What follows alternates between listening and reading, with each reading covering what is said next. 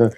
इस वक्त मेरे साथ इस वक्त मेरे साथ eminent journalist social activist Sohail Kazmi ji मौजूद हैं। सर, सबसे पहले तो ईद की आपको बहुत बहुत बधाइयाँ, बहुत बहुत मुबारक। क्या क्या कहना चाहेंगे ईद के मौके पर?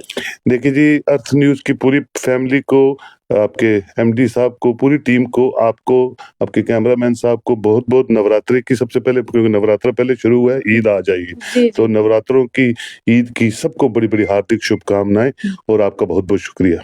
सर, आज हम ये देख पा रहे हैं कि ईद है, दूसरी तरफ नवरात्रे हैं। जम्मू कश्मीर ही नहीं, पूरे भारत के लिए ये बहुत ऑस्पिशियस ओकेजन है। पर दूसरी तरफ कई सारी ऐसी नापाक हरकतें हो रही हैं कठुआ में। क्या लगता है देख के कि क्यों त्योहार का दिन भी ये लोग नहीं छोड़ते हैं और ये भी नहीं देखते कि लोगों के लिए एक रेस्ट का मौका होता है त्योहार के वक़्त? क्या लगता है वही एक कहावत है कि आतंकवादी का कोई धर्म नहीं होता? बिल्कुल, आतंक का कोई धर्म नहीं होता, आतंकवादियों का कोई धर्म नहीं होता, और जो भी गन उठाता है या नापाक इरादों से कोई भी एक्ट करता है, उसका कोई दीन ईमान नहीं होता। हम सबको बड़ा गहरा अफ़सोस है, जो जानें हमने गँवा दी, हमारे फौजी भाई, हमारे पुलिस वाले, हमारे सिविलियंस, अल्लाह उनकी फैमिलीज़ को ये सदमा सहने की हिम्मत दे। लेकिन ये हमें परेशान नहीं होना है, क्योंकि हम तो ना अपना पड़ोसी बदल सकते हैं जिसको पाकिस्तान बोलते हैं, ना उनकी नीयत बदल सकते हैं। वो हमेशा जब जम्मू कश्मीर में खुशहाली देखेंगे, वो इन्फिल्ट्रेट करेंगे, कुछ न कुछ यहाँ दहशत फैलाने की कोशिश करेंगे, क्योंकि यही इंडस्ट्री है उनके पास दहशत की और क्रॉस बॉर्डर टेररिज्म की, जिसके तहत वो अपना मुल्क जो है चलाते हैं और पूरी दुनिया से एड लेते हैं कश्मीर के नाम पे। तो मैं समझता हूँ हमें संयम रखना है, अपनी पैरामिलिट्री और खासकर इंडियन आर्मी पे पूरा भरोसा है, उनके साथ हाथ से हाथ मिला के इस मुसीबत से लड़ते रहना है, जब तक ता क़यामत, जब तक वो ये चीज़ें करते रहेंगे।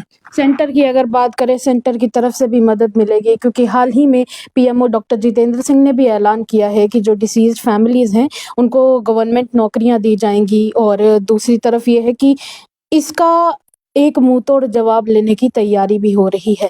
क्या लगता है आपको फैमिलीज़ के लिए क्या सिर्फ़ एक ये कॉम्पेंसेशन के तौर पे नौकरी लगना काफ़ी है? क्या क्या सलूक किया जाना चाहिए इन आतंकवादियों के साथ? देखिए, डॉक्टर जितेंद्र सिंह एक बड़े पढ़े-लिखे और मेरे बड़े भाई हैं, और एक बुद्धिजीवी इंटेलेक्चुअल मिनिस्टर। जी। हमें फ़ख्र है कि जम्मू गवर्नमेंट ऑफ इंडिया में बैठे, और that too in PMO office, और वो छोटी-छोटी चीज़ों को भाँपते हैं, जानते हैं और वहाँ पहुँचते हैं जहाँ वो पहुँच पाते हैं, और कोशिश करते हैं कि जो भी कंपनसेशन हो सके, इंस्टेंट, आपने देखा होगा वो पहुँचे उन पहुँचे, जी। डिसीज़ फैमिलीज़ के पास, और यही हो सकता है। जो चला गया उसको तो आप ला नहीं सकते हैं, लेकिन जो रह गए हैं उनके पूछ-पाछ के लिए, या उनकी आगे की वेलफेयर के लिए, उनकी फैमिलीज़ इज़्ज़त की रोटी खाएँ, शान से जिएँ, उनके लिए अगर पीएमओ ऑफिस से उनके मंत्री आते हैं और उनको रिहैबिलिटेट करते हैं, तो इससे बड़ी बात कोई नहीं है। हमें, ठीक है, आपको उम्मीदें और हो सकती हैं, आपके 1 बच्चा नहीं 2 बच्चे लगे, वो आप रिक्वेस्ट कर सकते हैं मिनिस्टर साहब से, लेकिन ये है कि हमारी सरकार, मनोज सिन्हा साहब, ये ऑनरेबल होम मिनिस्टर भी आ रहे हैं इसी हफ्ते जम्मू कश्मीर के दौरे पे। मेरा अगला सवाल ये आपने जवाब दे बिल्कुल, दिया होम पहले। मिनिस्टर आ रहे हैं, और प्राइम मिनिस्टर की यहाँ नज़र है कि जम्मू कश्मीर में कोई भी अनटूवर्ड इंसिडेंट ना हो। आपने देखा पिछले हफ्ते ही 4 ऑर्गेनाइजेशनें जो हुर्रियत के साथ जुड़ी थी, उन्होंने अपना समर्थन होम मिनिस्ट्री को दिया है। ये इंडिकेट करता है कि प्राइम मिनिस्टर की और होम मिनिस्टर की जो पॉलिसीज़ हैं जम्मू कश्मीर को खुशहाल करने की, वो कहीं न कहीं साज़गार साबित हो रही हैं। इसीलिए ये फ्रिंज एलिमेंट्स जो हैं, जो कहीं न कहीं गुमराह करते थे बच्चों को, जवानों को, आज वो मेन स्ट्रीम पॉलिटिक्स में आने की कोशिश कर रहे हैं, और ये सबसे बड़ी अचीवमेंट है मरकज़ की सरकार की। सर, आज हम ये भी अगर इस बारे में डिस्कशन करें तो ये कहना कहीं न कहीं गलत नहीं होगा कि 13 तारीख को जहाँ प्राइम मिनिस्टर के यहाँ पर आने की बातचीत हो रही है कि हो सकता है या तो यहाँ पर खुद हमारे प्रधानमंत्री आएँगे या तो वीडियो कॉन्फ्रेंसिंग के थ्रू उद्घाटन होगा। पर कहीं न कहीं ये जो हमले अब देखने को मिल रहे हैं, क्या लगता है कि ये वही बीज तो नहीं थे जो अंदर दबे हुए थे, अब फूट-फूट कर धीरे-धीरे बाहर आने लगे क्योंकि 13 अप्रैल अब ज़्यादा दूर नहीं है? देखिए, ट्रेन कश्मीर पहुँचेगी तो पाकिस्तान पागल हो जाएगा। ट्रेन में पैसेंजर्स गुजरात से, बिहार से, महाराष्ट्र से कश्मीर आएँगे तो पाकिस्तान बौखला जाएगा। जब हम खुशहाली की तरफ चलेंगे, पाकिस्तान फ्रस्ट्रेट हो जाएगा, और उसका पहला और आखिरी एक ही वेपन रहता है, टू इन्फिल्ट्रेट, टू जी, डिस्टर्ब जम्मू एंड कश्मीर। जी। अब उनका मोडस ऑफ ऑपरेंडी जो है वो जम्मू की तरफ है, जम्मू प्रोविंस की तरफ है, वो जम्मू को डिस्टर्ब करना चाहते हैं। हम हमेशा उसमें सतर्क रहने चाहिए, हमारी पैरामिलिट्री, हमारी एडमिनिस्ट्रेशन सतर्क रहती है, हमारी एजेंसीज़ डे एंड नाइट काम करती है। कहीं ये छोटा-मोटा जो इंसिडेंट हो जाता है इसको हम ह्यूमन इंटेलिजेंस फेल्योर बोलते हैं।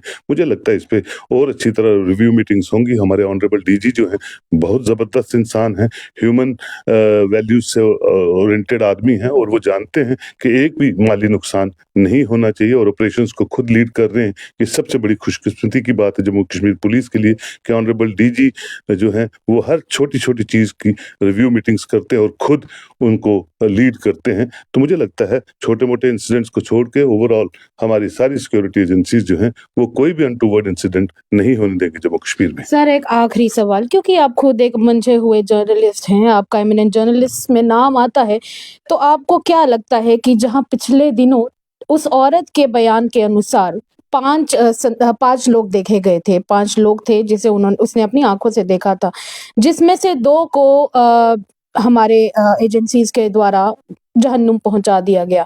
अब 3 बचे हैं और वही 3 संदिग्ध तो नहीं हैं ये जो कल के दिन रात को रविवार को देखे गए थे, जिन्होंने घर में घुसकर बुजुर्ग महिला से खाना भी मांगा और फिर उसके बाद उसे डराया धमकाया भी। क्या ये वही 5 में से 3 हो सकते हैं जो बच चुके हैं और अपने सर्वाइवल का रास्ता ढूंढ रहे हैं? बिल्कुल साक्षी जी, हो सकते हैं, वही हो सकते हैं और ये भी हो सकता है कि कोई और 3 भी हो सकते हैं क्योंकि पाकिस्तान हमेशा नौजवानों को रिक्रूट करता रहता है, गुमराह करता रहता है और कहीं न कहीं जम्मू कश्मीर को बॉयल करने की कोशिश करता रहता है। मैंने आपसे पहले भी कहा, जहाँ वो नहीं रहे तो ये भी नहीं रहेंगे। ये भी नहीं। 2014 के बाद ऑपरेशन ऑल आउट जो है वो सक्सेसफुली चल रहा है और फ्री हैंड इंडियन आर्मी को, पैरामिलिट्री को दिया है। कोई भी मिलिटेंट गन लेके पकड़ा गया या कोई दहशत फैलाते हुए दिखा, उसको on spot he will be eliminated and उसी वहीं दफन किया जाएगा। ये एक loud and clear message Pakistan को, चाइना को, जहां से भी हमारे बॉर्डर सटते हैं और वो ऑपरेशन सारे सक्सेसफुल हुए हैं और उसका नतीजा ये है कि हमने जो इलेक्शंस यहाँ देखी हैं, लोगों को कॉन्फिडेंस बहाल करने में मरकज की सरकार बड़ी सक्षम रही है, बड़ी मजबूती से लोगों के दिलों को जीता है और मुझे नहीं लगता कोई ऐसा इंसिडेंट छोटा मोटा भी हो जिससे वो पीछे रहेंगे और ऑपरेशन ऑल आउट चलता रहेगा जब तक एक भी मिलिटेंट इस सरजमी पे आपको नहीं दिखेगा।